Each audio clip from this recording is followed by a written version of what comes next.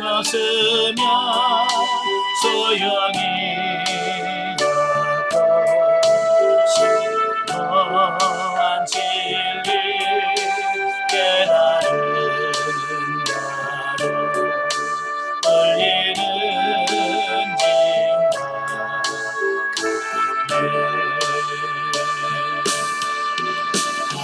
하나님 말씀 전한다 해도 그 무슨 소용이 있나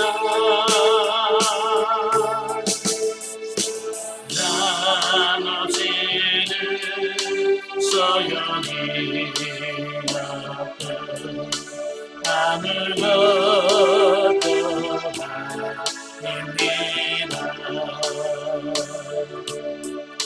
지금은 이미 악의 오리나 그때는 주를 맞대버리 하나님 나를 알고 계시는 우리 호주를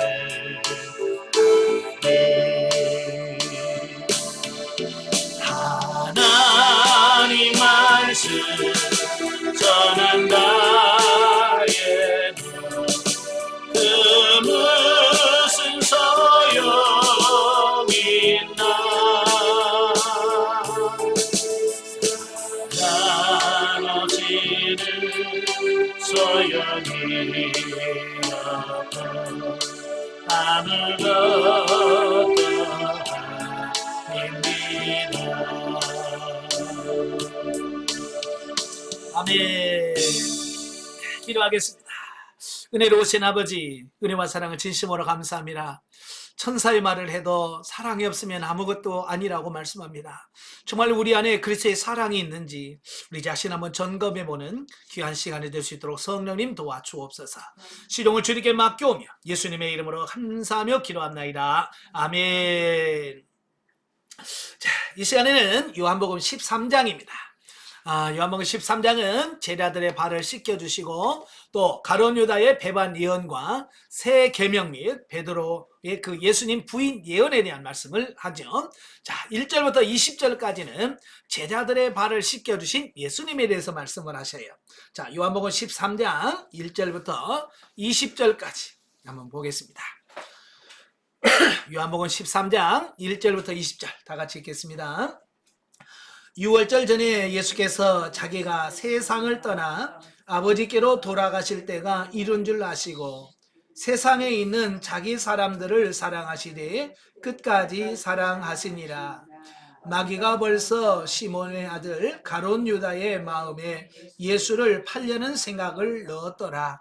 저녁 먹는 중 예수는 아버지께서 모든 것을 자기 손에 맡기신 것과 또 자기가 하나님께로부터 오셨다가 하나님께로 돌아가실 것을 아시고 저녁 잡수시던 자리에서 일어나 겉옷을 벗고 수건을 가져다가 허리에 두르시고 이에 대야에 물을 떠서 제자들의 발을 씻으시고 그 두르신 수건으로 닦기를 시작하여 시몬 베드로에게 이르시니 베드로가 이르되 주여 주께서 내 발을 씻으시니까 예수께서 대답하되 이르시되 내가 하는 것을 내가 지금은 알지 못하나 이후에는 알리라.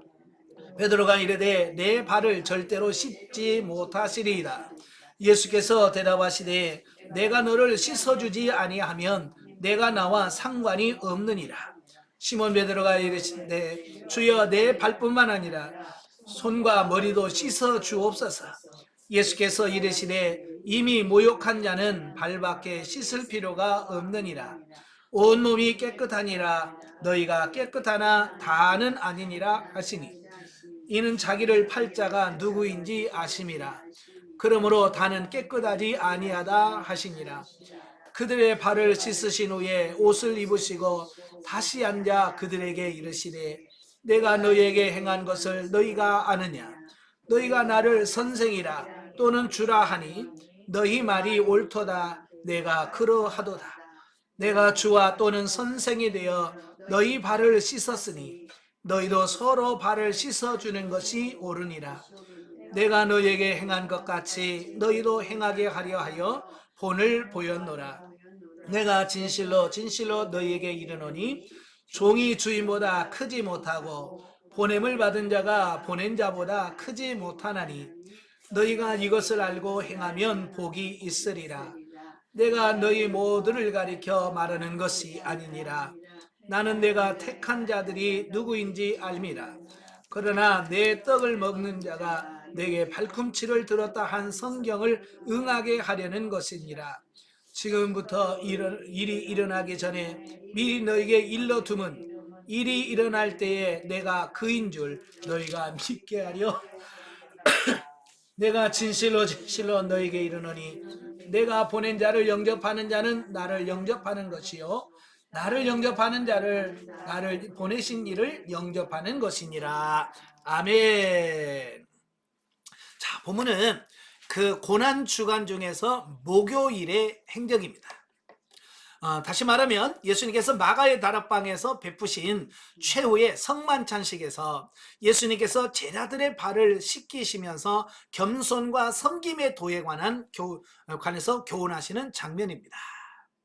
자, 사람은 누구나 그 임종 직전 내가 이 세상에서 살 날이 얼마 남지 않았다, 살 시간이 얼마 남지 않았다라고 하는 것을 깨달으면 뭔가 의미 있는 일을 하려고 할 겁니다.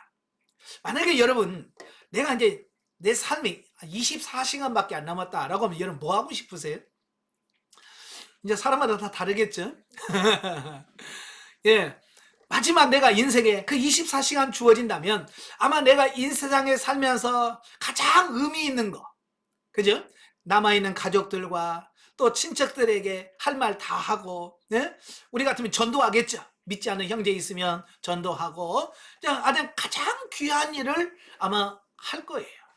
자, 왜 이런 질문을 하냐면, 예수님은 내일이면 붙잡혀요. 네. 그리고 모레면 십자가에 못 박힙니다. 자, 그걸 예수님이 아셔. 내 시간이 이제 20몇 시간밖에 남지 않았다는 것을 아셔요. 그래서 예수님은 그 20몇 시간 남은 그 안에 가장 뭔가 의미 있는 거, 그죠? 의미 있는 것을 하려고 하겠죠. 근데 그 예수님께서 생각하신 그 가장 의미 있는 일이 뭘까? 오늘 두 가지예요. 하나는 성찬식이고 하나는 세례식이에요. 세족식. 자, 이것은 중요하다는 이야기를 우리에게 하고 있는 겁니다. 아시겠죠? 자, 본서에 나타나고 있지 않지만 누가복음 22장 24절에서 30절에 의하면 최후의 만찬석상에서 제자들은 누가 메시아 왕국에서 더 높은 지위를 차지할 것인가를 놓고 격렬한 논쟁을 벌였습니다.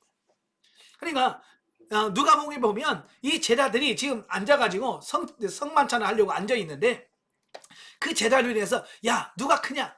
자, 이거 가지고 서로 논쟁을 벌인 겁니다.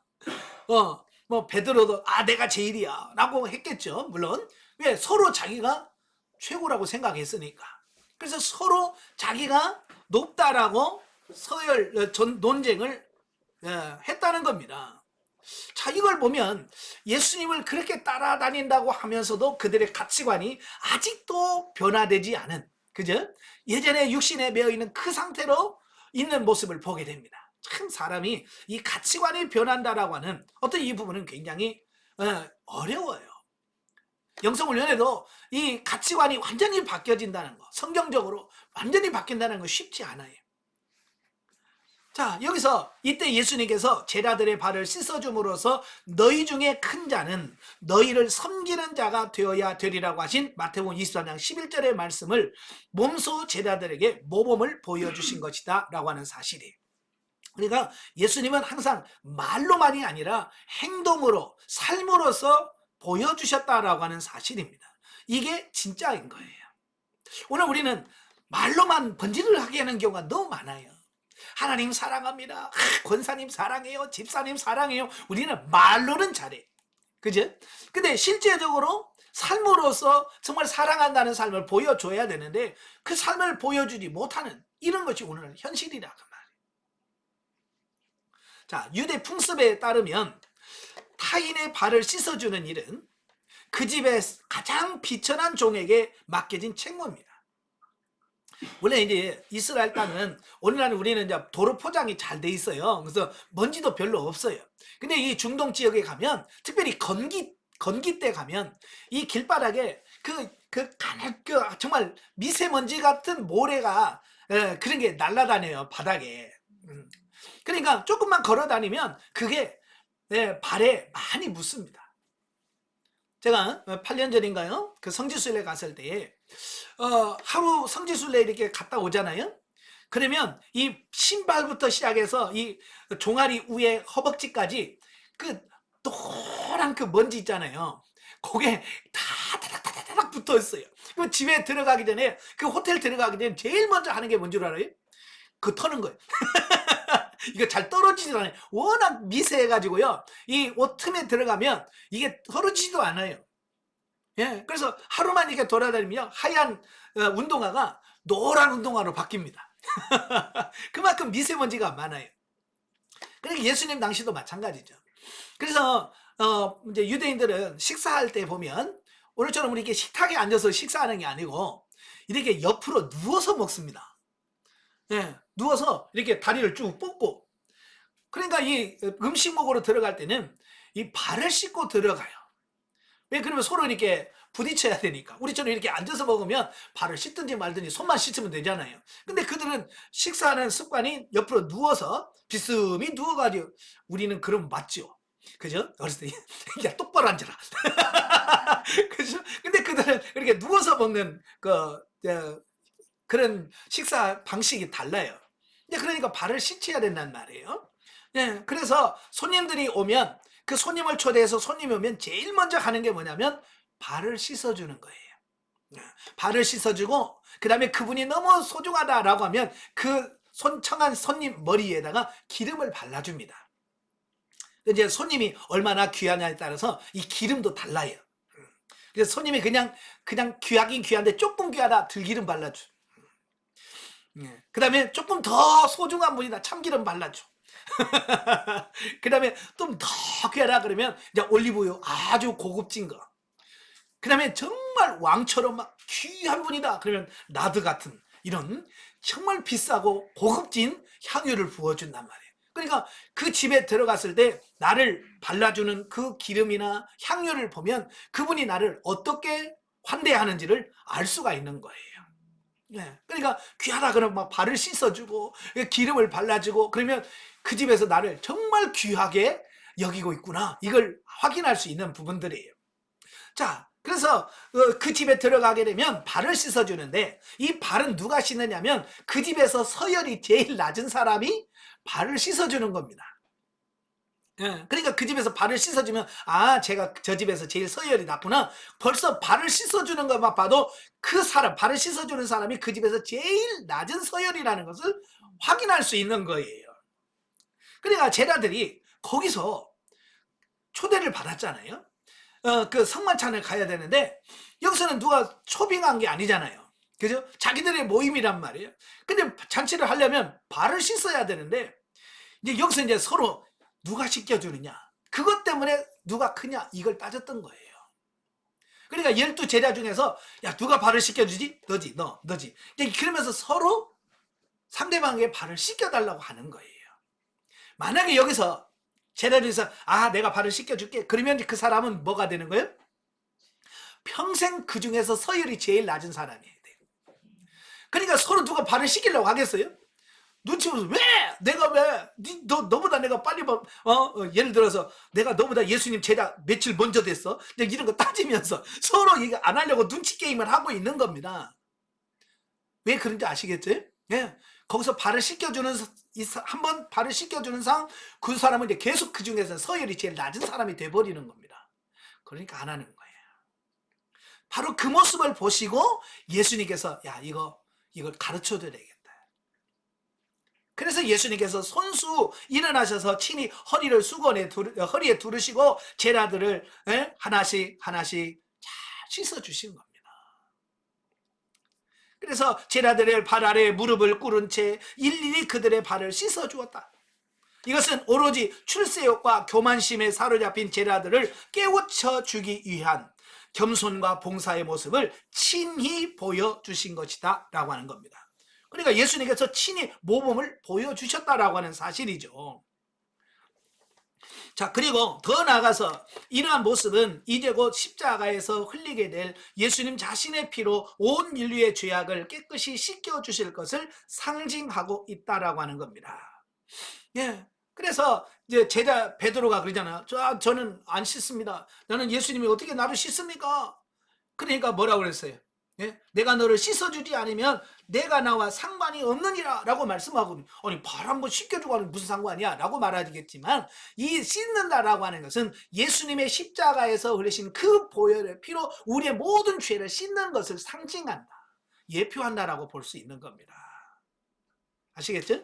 그래서 내가 예수 그리스도로 십자가에 못 박혀 죽어서 그 보혈의 피로 내가 너를 씻어줄 때 너는 나의 참 제자가 되고 내 백성이 되고 나는 너희 주님이 되는 이런 새로운 관계가 맺혀진다는 것을 알려주는 겁니다. 바로 이런 원리를 가르쳐 주려고 예수님께서 이 말씀을 하신 거예요. 그렇기 때문에 예수님께서 베푸시는 죄 씻음의 은총을 거절하는 자는 결코 주님과 더불어 생명적 관계를 이룰 수 없다는 사실을 지적하면서 발 씻기를 거절한 베드로의 이 일을 단호하게 거절하셨다라고 하는 사실입니다. 그러니까 베드로가 그걸 깨달으니까, 그래요? 그런 의미가 있습니까? 그럼 머리부터 다 씻어주세요 라고 말한단 말이에요. 그러니까 예수님이 뭐라고 그랬어요? 이미 모욕한 자는 발만 씻을 필요가 발밖에 씻을 필요가 없다. 몸은 이미 깨끗하라. 그렇잖아요. 목욕을 한 사람은 다 깨끗해. 이 목욕이라고 하는 말은 예수님께서 십자가에 못 박혀 죽으셔서 그 예수님 죽으심으로 우리가 가진 모든 죄, 원죄부터 시작해서 모든 죄를 다 씻어 주셨잖아요. 그죠? 그래서 예수님이 그 십자가에서 다 모든 죄를 씻어 주셨어요. 그런데도 목욕했다고 또 목욕하고 가서 좀 막 움직이면 어때요? 발은 먼지가 붙잖아요. 그죠? 그래서 이미 목욕했기 때문에 뭐만 하면 돼요? 발만 씻으면 돼요. 그 발만 씻으면 된다는 말이 무슨 말이냐면, 내가 일상생활 오늘 하루 내가 지은 죄에 대해서는 회개해야 된다, 이 말씀이에요. 그게 원죄, 과거에 지은 모든 죄는 십자가에서 예수님이 흘리신 보혈로 다 씻음 받았고, 이제 오늘 하루 동안 살면서 내가 지은 죄에 대해서는 스스로 회개해야 된다, 이 말씀을 하고 있는 겁니다. 이해가 되시죠? 예. 자, 그러므로 예수 그리스도의 피값으로 구원받은 성도들은 더 이상 죄악으로 자신을 더럽혀서는 안 되며, 예수 그리스도께서 먼저 사랑과 섬김의 모범을 보이셨기에 우리도 서로 사랑하고 섬기되 말과 혀가 아닌 구체적으로 다른 사람들의 연약함을 돌보고 적극적으로 헌신 봉사하는 실천이 뒤따라야 한다라는 사실입니다. 예. 그래서 야고보서나 이런 데서 보면 행함이 없는 믿음은 죽었다라고 말씀하잖아요. 그러니까 사랑한다고 말하면서 행함이 따라주지 않으면 그건 가짜라고 말씀해주고 있습니다. 자, 여기서 이제 중요한 게 뭐냐면, 우리가 이렇게 적극적으로 봉사하고 헌신하려면 인간의 힘으로 불가능한 거죠. 그래서 성령 충만해야만, 성령이 충만해야 이것을 다 극복하고 이길 수 있다라고 하는 거예요. 오늘 왜 많은 사람들이 교회에서 움직이기를 싫어하냐면 성령 충만함을 받지 못했기 때문에 그래요. 성령 충만하면 성령이 막 감동을 해. 그죠? 우리가 막 감동을 해요. 봉사하도록, 섬기도록 누구한테 힘을 하고 성령께서 여기서 감동을 주신단 말이에요. 그래서 성령 충만한 사람은 그 감동에 의해서 순종하고 움직인단 말이에요. 그리고 성령께서 할 수 있도록 힘을 불어 넣어주는 겁니다. 그래서 베드로전서 4장 11절에도 베드로가 뭐라고 말씀하냐면, 너희 중에 누구든지 봉사하려거든 주님이 공급하시는 힘으로 하는 것처럼 해라. 내 힘이 아니라 주님께서 그 공급하시는 그 힘으로 봉사를 해야 된다라고 말씀해주고 있습니다. 그래서 저와 여러분들이 항상 성령 충만을 위해서 기도하셔야 돼요. 아멘. 예, 성령 충만하신 분들은 이렇게 섬길 수 있습니다. 봉사할 수 있습니다. 자, 두 번째 단락은 21절부터 30절까지인데요. 가룟 유다의 배신 예고에 대한 말씀입니다. 자, 같이 읽겠습니다. 21절부터 30절까지 다 같이. 예수께서 이 말씀을 하시고 심령이 괴로워 증언하여 이르시되 내가 진실로 진실로 너희에게 이르노니 너희 중 하나가 나를 팔리라 하시니 제자들이 서로 보며 누구에게 대하여 말씀하시는지 의심하더라. 예수의 제자 중 하나 곧 그가 사랑하는 자가 예수의 품에 의지하여 누웠는지라. 시몬 베드로가 머리짓하여 말하되 말씀하신 자가 누구인지 말하라 하니 그가 예수의 가슴에 그대로 의지하여 말하되 주여 누구니까? 예수께서 대답하시되 내가 떡 한 조각을 적셔다 주는 자가 그니라 하시고 곧 한 조각을 적셔서 가룟 시몬의 아들 유다에게 주시니 조각을 받은 후 곧 사단이 그 속에 들어간지라. 이에 예수께서 유다에게 이르시되 내가 하는 일을 속히 하라 하시니 그 말씀을 무슨 뜻으로 하셨는지 그 앉은 자 중에 아는 자가 없고 어떤 이들은 유다가 돈깨를 맡았으므로 명절에 우리가 쓸 물건을 사라 하는지라 혹은 가난한 자들에게 무엇을 주라 하시는 줄로 생각하더라. 유다가 그 조각을 받고 곧 나가니 밤이러라. 아멘.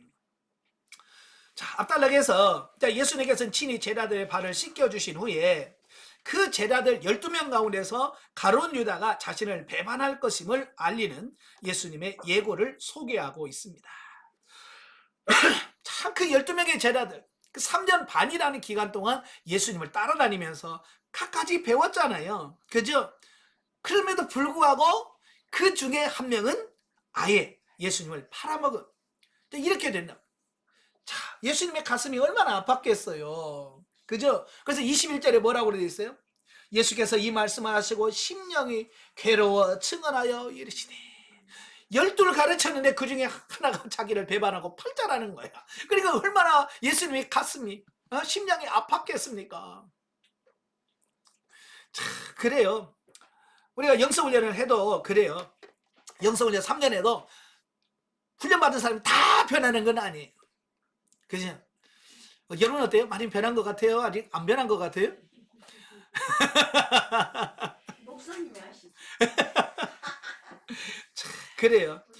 정말 나도 혹시 나도 가룟 유다 그 편은 아닌가 우리 자신 한번 되돌아 보셔야 돼요. 네. 그래서 가룟 유다가 되면 안 되죠. 그죠? 예. 그래서 우리가 훈련을 통해서 많이 변화됐지만 우리가 완벽하게 아직 처리되지 못한 부분이 남아 있어요. 그래서 이 부분은 끝까지 처리하셔야 돼요. 그래서 제가 수료하면서 여러분 졸업이 없다, 영성훈련 졸업이 없다라고 말한 이유는 이 영성을 3년 하고 수료할 때 아예 육신을 탁 벗어버리고 영만 있으면 괜찮은데 여전히 육신을 가지고 있다 그 말이에요. 그 육신에는 아직도 육신에 그 쓴뿌리들이 남아있고 처리되지 못한 부분이 남아있단 말이에요. 그것이 성장에도 자꾸 이렇게 올라오는 거예요. 요즘에도 제가 전화를 받고 문자를 받는 게 그런 거예요. 목사님 왜 자꾸 올라올까요? 왜 자꾸 이렇게 올라오는 게 많을까요? 라는 그런 상담을 많이 받습니다. 뭐 수리한 지 그 분들은 벌써 10년, 뭐 5년, 6년 되신 분들이 그랬나? 왜 처리되지 못하고 남아있는 부분들이 언젠가 올라온다 그 말이에요. 그래서 제가 훈련하면서 다 처리해야 된다, 처리해야 된다 다 말했잖아요. 근데 그때는 그게 무슨 말인지 못 알아먹어.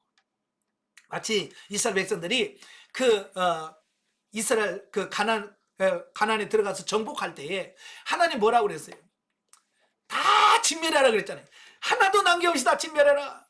근데 그들은 힘든데요, 이걸 왜 이걸 이렇게 다 해야 됩니까? 그래서 이거 종으로 노예 삼으면 얼마나 편해요. 내가 하기 힘든 일 노예 시키면 다 하는데.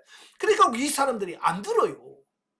그래서 가나안 사람들 멸해될 사람을 불러다 놓고 노예 시키니까 얼마나 재밌어요. 자기들은 애굽에서 노예 생활했잖아요. 노예 생활하다가 노예 부리 먹으니까 이거 너무 신나는 거야. 근데 왜 죽여? 그래서 안 죽이는 겁니다. 그러다 보니까 결국은 뭐예요? 그 가난한 사람들의 삶을 보면서 그들에게 우상을 숭배하는 법을 배우고, 자, 그래가지고 타락하는 겁니다. 그래서 사사기의 대혼란이 그렇게 계속해서 엎어지고 뒤집어지고 사건이 나타나는 게 바로 그런 거예요. 그러니까 우리가 3년 과정을 마치고 수리자 과정 하면서 우리가 계속 엎어졌다 뒤집었다 하는 이유가 뭐겠어요? 제가 훈련하면서 계속 이 안에 있는 가나안 7족 다 처리해야 된다고 그렇게 수없이 얘기하고, 십자가에서 처리하라고 얘기했음에도 불구하고 우리는 뭐예요? 귀찮다고 안 하고, 힘들다고 안 하고, 또 그게 무슨 의미인지 몰라서 못 하고. 그러죠? 그래서 대충 하다가 그냥 3년 졸업하고 수료하고 나니까 요 속에서 자꾸 올라오네요. 그죠? 혈기가 쑥 올라와. 그러면 영성에도 소용없네, 요런단 말이에요. 처리 안 하는 것은 생각 안 하는, 그죠? 바로 그런 부분들을 빨리빨리 처리해가는 여러분들이 되셔야 돼요. 그렇지 않으면 우리도 가룟 유다처럼 됩니다. 가룟 유다도 물질을 좋아하고 물질을 사랑하는 그 마음을 처리하지 못했기 때문에 어때요? 예수님 쓰라고 복음 사역하라고 헌금하면 그가도 속속 빼먹고, 자기 배 채우고 이제 이러다가 나중에는 예수님까지 팔아먹게 되잖아요. 그걸 처리하지 않으면 도리어 그것 때문에 우리가 망하는 경우가 생깁니다. 자, 그러면 예수님께서 왜 가룟 유다의 배신을 이렇게 미리 예고하셨을까라는 겁니다. 미리 알려주신 이유는 뭐냐면, 실제로 그런 일이 발생했을 때 제자들의 믿음이 흔들리지 않도록 하기 위해서일 뿐만 아니라, 또한 가룟 유다로 하여금 회개할 수 있는 기회를 갖도록 하기 위함이에요. 이게 두 가지 목적이에요. 제자들에게 나중에 누가 팔았을 때, 그때 예수님 말씀하신 진짜였구나, 그걸 놓고 믿음이 흔들리지 않도록 하기 위함이고, 하나는 가룟 유다에게 회개할 수 있는 기회를 주시는 거예요. 근데 가룟 유다는 끝까지 그걸 하지 못했죠. 그죠? 회개를 못했어요. 그래서 결국 예수님 팔아먹는 겁니다. 이걸 보면 예수님의 사랑이 얼마나 풍성하신지, 자기를 팔자를 알면서도 끝까지 그를 사랑하시는 거예요. 이게 주님의 사랑인 거예요. 만약에 여러분 중에서도 그럴 거예요. 여러분 중에서 나를 힘들게 하는 사람이 있어요. 옆에 있어요. 같이 밥 먹어요, 못 먹어요? 밥 먹다 체하지요. 얹혀.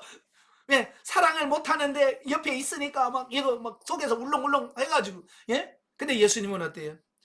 바로 아시면서도 끝까지 사랑하고 먹을 거 챙겨주고, 보세요, 내가 이 빵 떡 찍어주는 사람이니라. 그리고 그 미운 사람에게 떡 하나 더 준다고 예수님께서 다 찍어서 떡을 줘. 아마 이거 보고 그 속담이 나왔나요? 미운 자식 떡 하나 더 준다는 말이 여기서 나왔는지 모르겠어요. 그만큼 예수님은 뭐요? 사랑하고 그 원수까지도 사랑하는 이 실천을 하셨다라고 하는 거죠.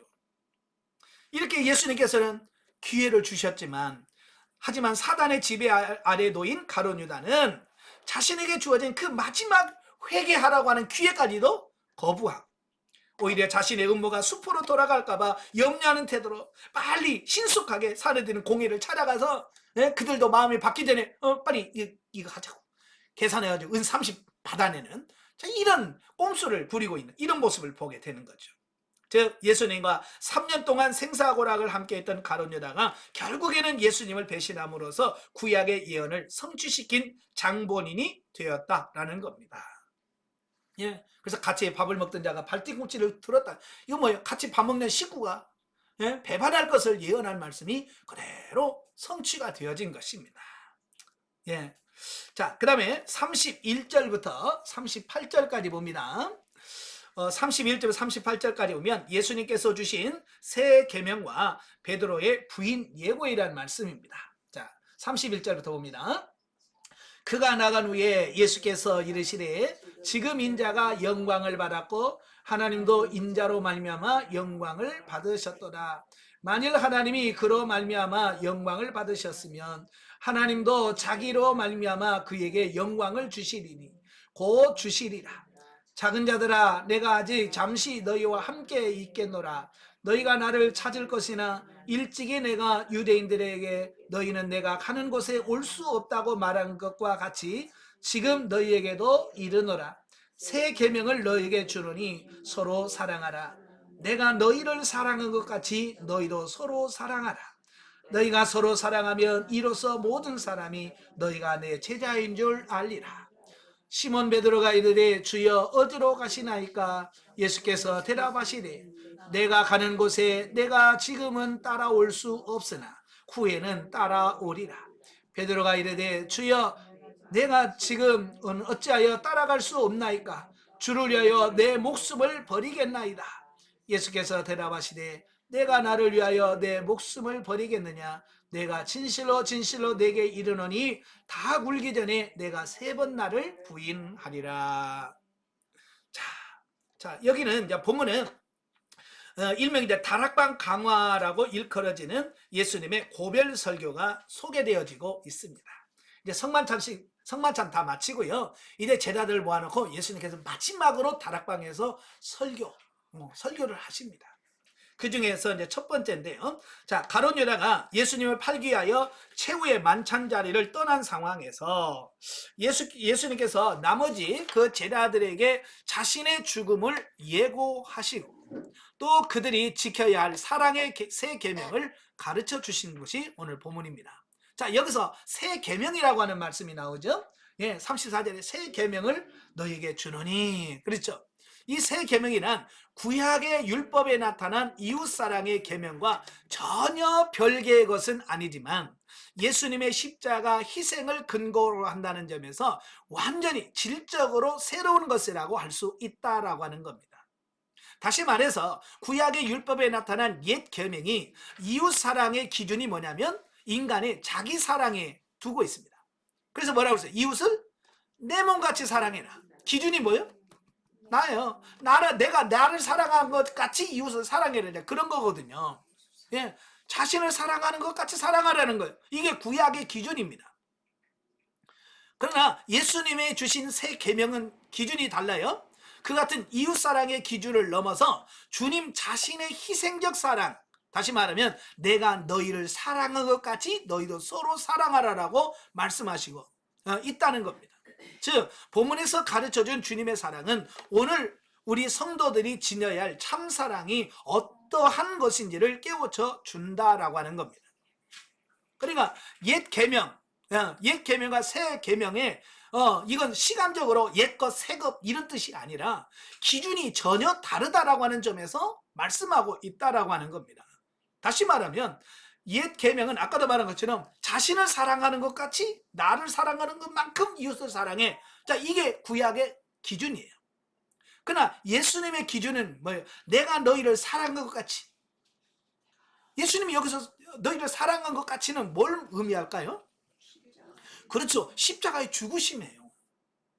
내가 너희를 위하여 내가 십자가에 못 박혀 죽었잖아. 이것처럼 너희도 그렇게 그 정도는 사랑해야 돼. 다른 사람을 위해서 네가 죽을 정도로 사랑해야 돼. 라고 하는 그 사랑의 기준을 나에서 완전히 예수 그리스도를 확 바꿔놓는 어떤 그런 의미라고 하는 사랑. 다시 말하면 희생하는 사랑이 진짜 사랑이다. 예, 희생이 없는 사랑은 사랑이 아니야 라고 정의를 내리고 있다는 사실이에요.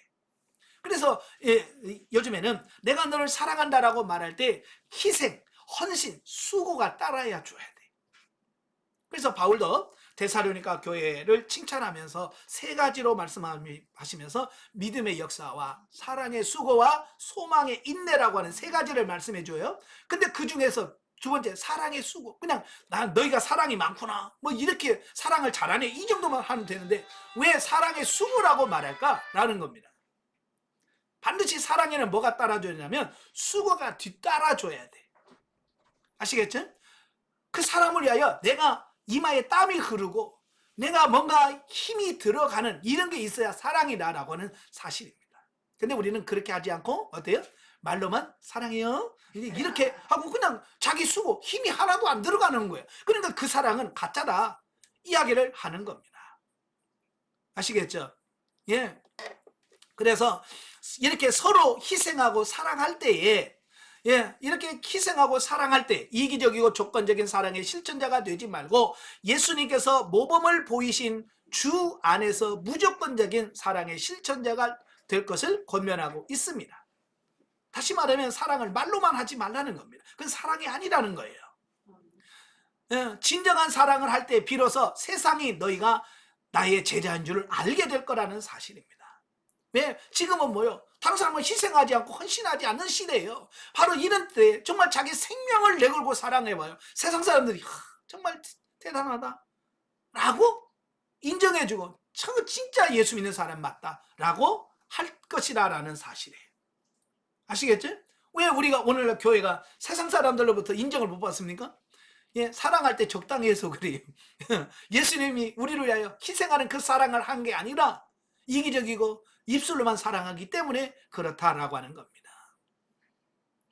자, 그러므로 우리는 단지 입술로만 사랑을 외치는 입술의 실천자가 아니라 인간 구원을 위하여 자신을 죽음의 자리에까지 내어주신 주님의 희생적 사랑에 감격하여 이웃을 온전히 사랑하는 참 사랑의 실천자가 되어야 할 것이다. 아멘. 예. 그래서 요한일서 4장 7절부터 21절까지 쭉 말씀해 주고 있습니다. 그래서 행함이 없는 믿음은 죽은 것이다. 자, 또한 마지막으로 예수님께서 베드로가 자신을 부인할 것을 예고하셨죠. 예, 베드로는 뭐라고 그래요? 강력하게 부인하잖아요. 37절에 보면 주여 내가 지금까지 어찌하여 따라갈 수 없나이까? 주를 위하여 내 목숨도 버리겠나이다. 나는 주를 위하여 죽을 각오도 돼 있습니다. 이제 그 얘기거든요. 그런데요, 몇 시간 후에 예수님 말씀하신 대로 이루어지잖아요. 그죠? 네가 오늘 새벽 닭이 2번 울기 전에 네가 나를 3번 부인하리라 그랬죠. 예수님의 전지성 다 알고 계시는 어떤 이런 부분들을 말씀하고 있고, 또 한 가지는 뭐냐, 인간이 자신의 힘만으로는 신앙을 유지할 수 없는 얼마나 연약한 존재인가를 말해준다는 거예요. 다시 말하면 내가 큰 소리 친다고 되는 게 아니라는 겁니다. 우리는 보통 큰 소리 뻥뻥 치잖아요. 내가 할 수 있어, 내가 한다니까 라고 하지만 사실은 그렇게 말해놓고도 못하는 게 인간이에요. 베드로가 여기서 난 주님과 내 목숨 버릴 수 있겠나이다 라고 말할 때 거짓말로 했겠습니까? 진짜 그러고 싶었어. 그렇죠. 그러고 싶었어요.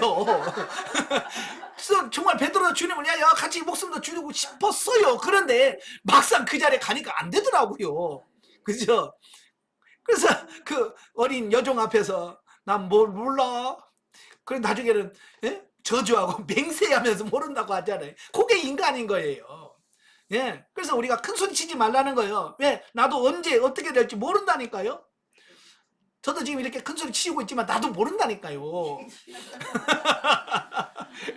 그러니까 우리가 항상 기도하여서 깨어 있어야지 큰 소리만 쳐갖고는 안 된다는 얘기를 하려고 하는 거예요. 그리고 베드로는 자신의 영적 상태를 잘 몰랐다는 거예요. 참, 우리도 제일 모르는 게 뭐냐면 자기 자신을 잘 모르는 거예요. 그죠? 그러니까 예수님이 하나님이시잖아요. 하나님께서 너 오늘 새벽달 우기는 3번 부인할 그래요. 그러면 나는 어떻게 해야 돼? 이래야 되잖아요. 근데 끝까지 뭐요? 아닙니다. 그러잖아요. 이건 얼마나 자기 자신을 모르는가를 여기서 말씀해 주고 있잖아요. 그래서 우리가 제일 중요한 게 나 자신을 아는 거예요. 그래서 여러분도 항상 기도하시면서 하나님, 내 수준이 어느 수준입니까? 내 단계가 어느 단계입니까? 라고 하는 내 자신의 영적 수준을 아는 것이 굉장히 중요한 거예요. 자, 영적이해 보겠습니다. 예수님께서 제자들의 발을 씻기신 사건은 기독교 윤리적 수준으로 섬기라는 말씀이 아니라 성령의 역사로 우리의 모든 죄와 허물을 씻기지만 삶의 현장에서 매일 우리가 손과 발을 씻는 것처럼 우리의 언행심사가 성화의 단계에 이르는 삶이 되어야 함을 보여주는 영적 실제의 의미다라는 겁니다. 그러니까 아주 중요하다고 그랬어요. 예. 그러니까 매일같이 예수님께서는 우리의 모든 죄를 다 사해 주셨어요. 그러나 오늘도 우리가 살면서 지는 죄가 있단 말이에요. 바로 그 죄들은 우리가 낱낱이 하나님 앞에 회개할 수 있는 이런 부분들이 되어야 된다는 사실입니다. 예. 또 여기서 하는 가지 중요한 게 뭐냐면 요즘에 세족식을 하는 교회들도 종종 있고 가끔 어떤 학교에서도 세족식이라고 하는 게 있더라고요. 저도 한번 우리 교회에서 세족식을 한 적이 있었는데요.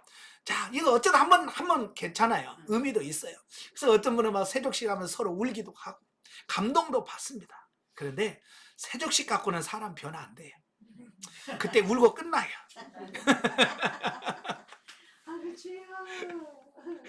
예, 그러니까 우리 자신이 완전히 바뀌어야지. 그래, 순간의 감동은 있을지 몰라도 크게 없어요. 또한 이 사건은 목회자는 성도의 삶이 영적으로 성숙한 삶이 되도록 동기를 부여하고 유도할 수 있어야 함을 본으로 보이신 사건입니다. 그러니까 지도자들은 항상 말이 아니라 본을 보여주면서 이게 그런 거다라고 할 수 있는 그런 삶이 되어야 된다라고 말씀해주고 있습니다. 예. 자, 마지막으로 이제 성경 계시 발전사적 이해를 보도록 하겠습니다. 야, 구속 계시 발전사를 보면 오늘은 새 계명에 대해서 말씀해주고 있습니다. 자, 여기서 계명이란 말이 나오죠. 계명. 계명이란 말은 히브리어로 미츠와 또는 따발 또는 빼꽃이라고 하는 말을 이 세 가지로 나옵니다만은 헬라어로는 엔톨레 또는 엔탈마 또 에피타케라고 하는 말로 이렇게 합니다. 자, 이건 문자적으로 보면 듣는 자나 읽는 자에게 복종을 기대하는 하나님이나 사람으로부터 나오는 권위 있는 말씀을 계명이라고 그러는 거예요. 그러니까 너 이거 지켜야 돼 라고 권위 있는 어떤 지도자나 하나님, 성령님이 우리에게 이거 지켜야 돼 라고 말씀으로 하신 것, 그게 뭐냐? 그게 계명이다 라고 하는 사실이에요. 사실 성경에 보면 수많은 계명들이 많이 나와요. 그래서 하나님께서 이렇게 해라, 이렇게 살지 말아라, 이렇게 행하지 마라 라고 하는 수많은 계명들이 성경에 쭉 나와 있죠. 예. 여기서 이제 그래서 이 계명이라고 하는 말이 성경에 144회 나옵니다. 많이 나오는 편이에요. 그 다음에 새 계명이라고 하는 말은 엔톨렌 카이넨, 예. 그러니까 새로운 계명이다, 이제 그런 뜻이거든요. 다시 말하면 다락방에서 예수님이 주신 새 계명을 여기서 말씀을 하고 있습니다. 그래서 성경에 새 계명이란 말이 4번 나옵니다. 자, 여기서 이제 구약에서부터 쭉 이 계명이 어떻게 변화되어 갔는지를 쭉 보시면 창세기 26장 5절이 성경에 계명이라고 하는 말이 처음 나옵니다. 그 전에는 계명이라는 말이 없다가 창세기 26장 5절 아브라함이 죽고 그의 아들 이삭이 이제 지도자가 되었죠.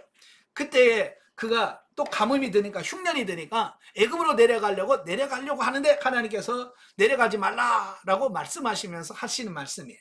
창세기 26장 5절 다 같이 이는 아브라함이 내 말을 순종하고 내 명령과 내 계명과 내 율례와 내 법도를 지켰음이라 하시니라.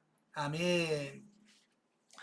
그러니까 애굽으로 내려가려고 하는 그 이삭에게 너의 아버지 아브라함이 내 말에 순종하고 내 명령과 내 계명을 지키고 내 율례의 법도를 지킨 것처럼 너도 그렇게 지키면 내가 너에게 아버지에게 주었던 복을 너에게 주겠다 라고는 그 약속의 말씀이 오늘 이 말씀입니다. 예, 그러니까 우리가 복을 받을 수 있는 비결이 뭐냐면 하나님의 복을 받는 방법은 하나님께서 말씀하신 계명을 지키는 겁니다. 아시겠죠? 그래서 하나님이 하지 마라 그러면 안 하면 돼요. 근데 우리는 꼭 뭐라 그래? 하지 말라 그러면 왜요? 그래서 꼭 그걸 어기면서 희열을 느껴.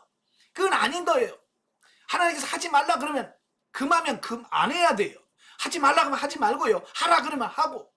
그래서 말씀에 복종하면 그 계명을 지키면 하나님의 복을 받게 돼 있습니다. 그래서 제가 오직 했으면 강의 시간에 그래 여러분 복 달라고 제발 기도하지 마라. 복 달라고 기도한다고 하나님 복 주시는 게 아니라 하나님께서 이미 계명으로 말씀해 주셨어요. 이렇게 하면 네가 복을 받을 거다. 그래서 그래요. 그러면 그 말씀대로 하면 복을 받는 겁니다. 예를 들어서 이런 거예요. 하나님 내 건강하게 오래 살게 해주세요 라고 기도할 필요 없습니다. 뭐라고 그랬어요? 내 부모를 공경해라. 그럼 네가 땅에서 잘되고 장수하리라. 부모한테는 잘못하고 부모한테는 불효하면서 하나님 오래 살게 해주세요. 이러니까 하나님께서 너 내 계명을 안 지키는데 네가 오래 살겠냐? 그런 거예요. 그러니까 오래 살게 해달라고 하지 말고 육신의 부모, 하나님께서 붙여준 부모를 정말로 내가 오래 살고 싶은 만큼 잘 섬겨. 공경하라고. 부모를 공경하면 하나님께서 오래 살게 해준다는 겁니다. 그런데 인간은 그렇게 하기 싫은 거예요.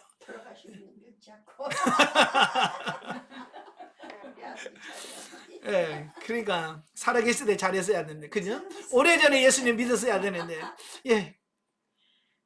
그래요. 우리 부모한테 잘해야 내가 땅에서 잘되고 장수하는 거예요. 그러니까 그게 계명이란 말이에요. 그러니까 그 계명을 지키면 그냥 구하지 않아도 오래 살기 싫어도 하나님께서 그래 네가 부모를 그렇게 사랑하는구나. 그래 내가 너 약속대로 내가 오래 살게 해줄게. 내가 너를 강건하게 해줄게 라고 하는 겁니다. 그래야 진짜 복 아니겠습니까? 그죠? 네. 자, 두 번째 출애굽기 20장. 출애굽기 20장 1절부터 17절까지. 출애굽기 20장 1절부터 17절. 자, 같이 읽겠습니다. 하나님이 이 모든 말씀으로 말씀하여 이르시되 나는 너를 애굽 땅 종되었던 집에서 인도하여 낸 내 하나님 여호와니라. 너는 나 외에는 다른 신들을 내게 두지 말라.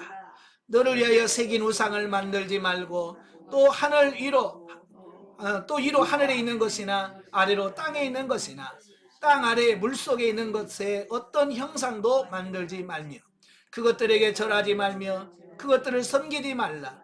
나 내 하나님 여호와는 질투하는 하나님인즉 나를 미워하는 자의 죄를 갚되 아버지로부터 아들에게로 3, 4대까지 이르게 하거니와 나를 사랑하고 내 계명을 지키는 자에게는 1000대까지 은혜를 베푸느니라. 너는 내 하나님 여호와의 이름을 망령되게 부르지 말라. 여호와는 그의 이름을 망령되게 부르는 자를 죄 없다 하지 아니하리라. 안식일을 기억하여 거룩하게 지키라.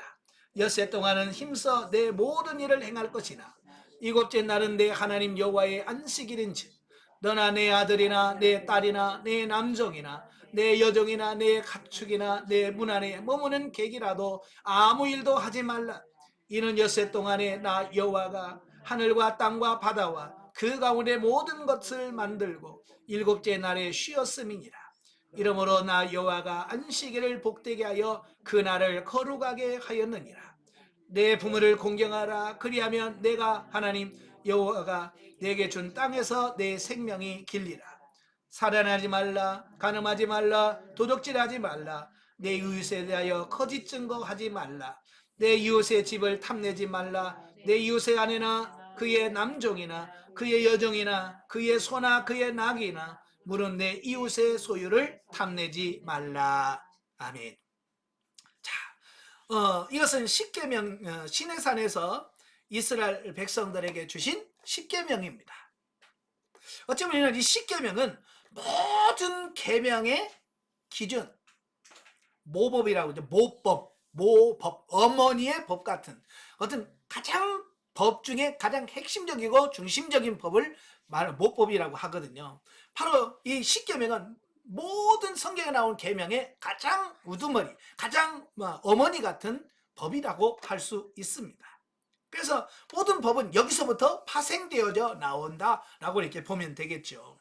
그래서 우리가 이 십계명을 기억하고 지켜야 돼요. 어떤 분은 그래요. 이거 구약 시대나 해당되지. 아니에요. 이 십계명은요, 신구약 성경 모두를 통칭해서 하나님께서 우리에게 주신 가장 기본적인 법이에요. 그래서 이 계명은 누구나 다 지켜야 되는 법이에요. 아시겠죠? 예. 그래서 이건 구약 시대나 지금 우상 섬겨도 돼? 아니에요. 이것은 주님 오실 때까지 계속 지켜야 될 가장 중심적인 법이에요. 예. 자, 여기서 구약에서 언급한 하나님의 계명은 십계명과 율법을 말한다.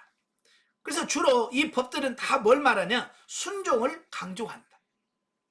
그죠? 그래서 이 말씀대로 순종하면 하나님의 복이 와. 반대로 불순종하면 거기에 따른 하나님의 징계와 저주와 심판이 온다. 예, 그래서 항상 이 계명에는 복이냐 심판이냐 라고는 두 갈래의 길이 나와요. 그래서 여러분도 이 하나님의 계명을 늘 읽고 묵상하면서 그걸 지켜가야 됩니다. 아시겠죠? 자, 이게 이제 신약 시대로 넘어옵니다. 신약 시대에 와서도 이 십계명은 계속 유효합니다. 예. 예수님께서 신약 시대는 십계명 끝났다라고 말하지 않아요. 예수님 사역하시면서도 계속 십계명을 인용하고요, 십계명을 따라서 지키라고 말씀해주고 있거든요. 자, 마태복음 22장. 마태복음 22장 37절부터 40절까지 보면 누가복음 마태복음 22장 34절부터 40절까지 봅니다. 40절까지 37절부터 예수께서 이르시되 내 마음을 다하고 목숨을 다하고 뜻을 다하여 주 너의 하나님을 사랑하라 하셨으니 이것이 크고 첫째 되는 계명이요 둘째도 그와 같으니 내 이웃을 내 자신과 같이 사랑하라 하셨으니 이 두 계명이 온 율법과 선지자의 강령이니라. 아멘. 여기서 예수님께서 두 계명, 첫째 계명과 둘째 계명을 얘기하잖아요. 예? 바로 이 계명을 10계명을 요약한 거예요. 그리고 10계명에서 1계명에서 4계명까지는 하나님에 대한 계명이에요. 우리가 하나님을 어떻게 섬길 것이냐라고 하는 부분이고요. 5계명부터 10계명까지는 그 사람을, 이웃을 어떻게 사랑할 거냐라고 하는 부분을 다루고 있습니다. 바로 예수님께서도 구약의 10계명을 그대로 인용을 하면서 바로 이 두 계명은 구약에서 말한 모든 계명과 율법과 선지자들의 말한 모든 설교의 핵심이다. 그 얘기를 하고 있습니다. 예. 자, 그런 말씀을 마가복음 12장, 자, 마가복음 12장 29절부터 31절 똑같은 말씀이에요. 또 누가복음 10장 27절에서도 똑같은 말씀을 하셔요. 예. 이 10계명을 요약한 두 계명을 이야기를 하고 있어요. 예. 이 말은 무슨 말이냐면 이제 신약시대라고 해서 10계명을 무시해도 된다? 아니라는 얘기예요. 신약시대가 와서도 여전히 이 10계명은 우리가 지키는 모든 법의 가장 기본이라고 말씀해주고 있습니다. 단지 기준이 내가 아니라 예수님이 하셨던 것처럼 이 기준을 바꿔야 된다, 이걸만 말씀을 하시는 거예요. 아시겠죠? 자, 그래서 이제 오늘 보면 요한복음 13장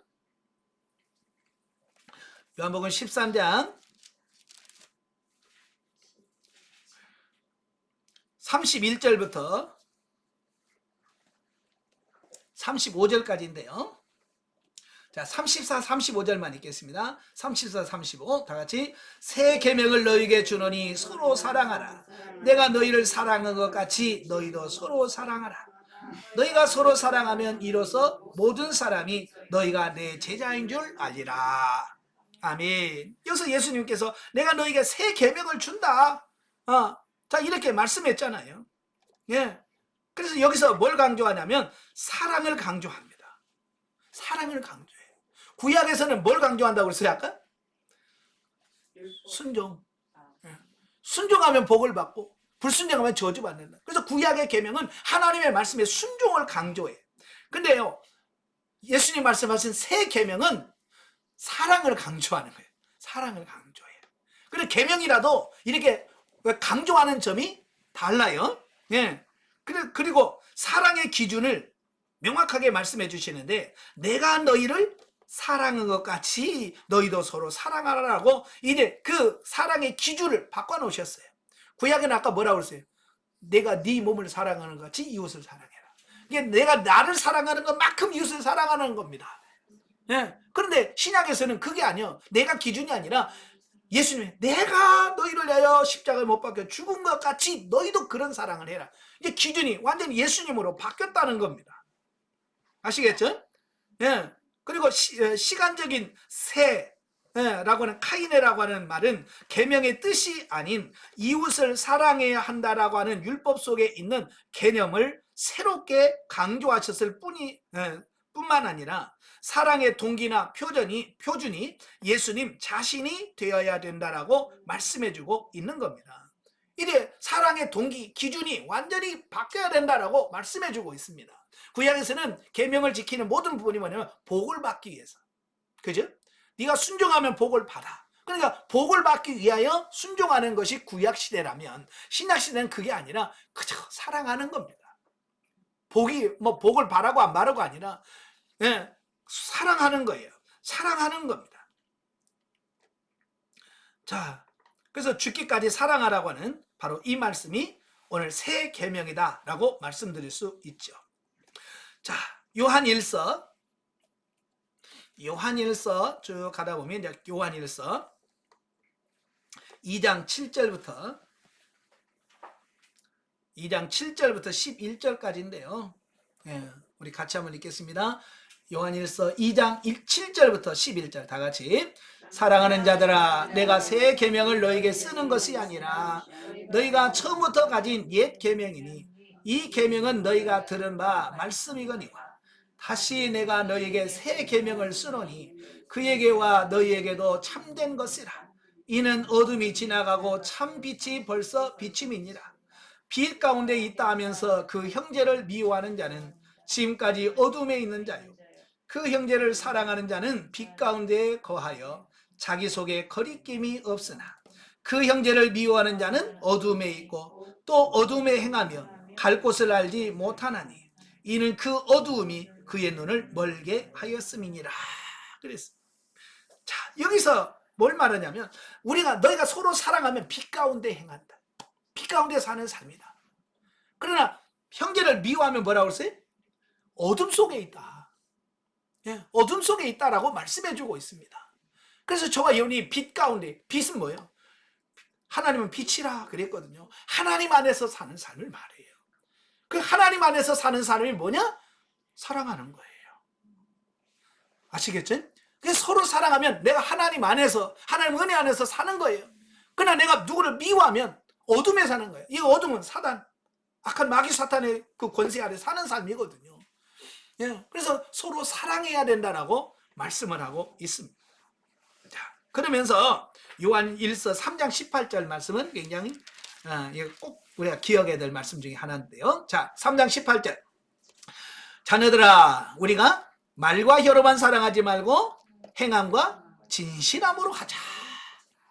예, 우리 지금까지 말로만 했단 말이야. 사랑해요, 사랑해요. 맨날. 이제는 말로만 해서는 안 되고 오직 행함과 진실함으로 해야 진짜다라고 말씀해주고 있습니다. 그래서 실천하는 사랑이 진짜다라고 하는 말씀입니다. 자, 이걸 한번 정리를 하면 다시 한번 해보죠.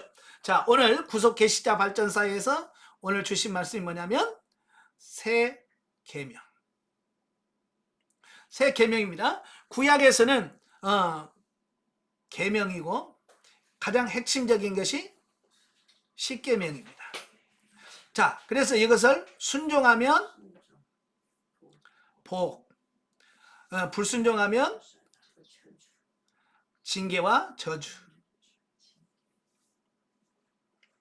예, 이렇게 구약에서는 이렇습니다. 예, 자, 신약 시대에 와서 예수 그리스도께서 이 계명을 성취하셨죠? 그 성취가 뭐냐면 십자가의 죽으심. 이게 뭐예요? 사랑이에요. 네. 우리를 사랑하시기 때문에 예수님이 십자가에 죽으셨잖아요. 예, 바로 이런 사랑을 말씀해 주고 있습니다. 그래서 십자가의 죽으심이 진짜 사랑이다. 자, 우리도 이래서 이런 계명에 의해서 사는 것이 아니라 사랑으로 실천하는 이런 삶이 되셔야 돼요. 자, 그래서 오늘 시대는 성령 시대를 거쳐서 현재 계속 이 예수님이 십자가에 죽으신 이 사랑이 어떻게 해야 돼요? 우리 삶 속에서 실천되어야 됩니다. 아시겠죠? 예. 그래서 실천을 하되 뭘로 하지 마라? 말이 아니라 뭐라고 했어요? 요한일서에서 행함과 진실함. 그렇죠. 진실함으로 하여라. 예. 절대로 말만 해갖고는 안 됩니다. 아시겠죠? 그래야 이 천국 새하늘과 새 땅에 들어가서 이게 뭐냐? 그게 상급이 되는 거예요. 아시겠죠? 자, 결론을 맺겠습니다. 자, 결론은 사랑의 기준이 이제는 내가 아니라 예수 그리스도의 십자가의 사건이 기준이 되어야 된다라고 말씀해 주고 있습니다. 다시 말하면 예수님께서 우리를 위하여 십자가에 달려서 죽으셨던 그 사랑이 오늘 우리가 해야 될 사랑의 기준이 된다라는 사실입니다. 예. 그래서 오늘도 이 사랑을 말이 아니라 실천하면서 사는 우리들이 되어야 될 줄로 믿습니다. 아시겠죠? 네, 기도하겠습니다. 은혜로우신 아버지 감사합니다. 오늘 새 계명에 대해서 말씀했습니다. 우리가 사랑이란 말은 참으로 많이 사용을 하고 있고 또 찬양을 통해서 또 사랑을 많이 노래합니다. 그러나 정말 우리는 그런 말로만의 사랑으로 그친다면 의미가 없습니다. 이제 예수님이 정말로 우리를 위하여 십자가에 달려 죽으셨던 것처럼 우리도 이웃을 사랑하면서 내 자신을 희생하고 헌신할 수 있는 우리가 다 될 수 있도록 도와주시옵소서. 예수님의 이름으로 감사하며 기도합나이다. 아멘. 하나님께 드립니다.